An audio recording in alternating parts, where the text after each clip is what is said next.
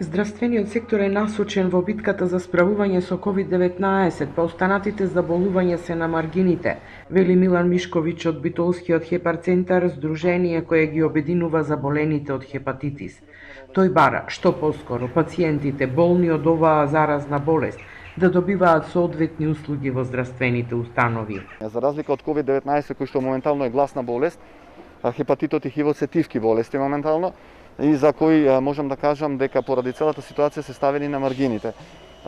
Тие се решаваат во однос на потребата и хитноста, така да ние апелираме што може постепено и полека да се враќаат потребите на граѓаните во однос на останатите заболувања, така и за хепатитот и за хивот. Од хепарцентарот велат дека нема терапија за пациентите со хепатит С, а за хепатит Б пак се уште се чека терапијата да се најде на позитивната листа на лекови. Голем дел од ситуациите беа замрзнати, така да еве апел до нив да се реактивираат овие процеси, бидејќи знаеме дека COVID-19 може да остане и подолг временски период, а луѓето веќе кои се заболени имаат потреба од оваа терапија и таа терапија да биде доставена и да може да ја примаат и земаат овие пациенти, за да не дојде до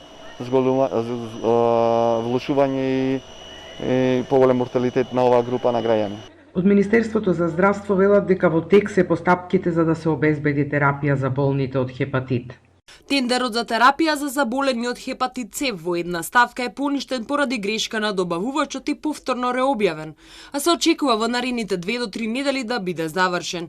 Исто така во тек се активности за формирање комисија, која ќе ги разгледува поднесоците за ставање на еден лек на позитивна листа. Поради корона кризата, годинава пролетната европска недела за масовен скрининг, планирана од 15 до 22 мај, ќе се одбележи само со виртуелна кампања за подигање на свеста за важноста на оваа заразна болест. Иако нема официјални статистики, се претпоставува дека 1% од населението е заразено со хепатит, а бројот на заболени е во постојан пораст.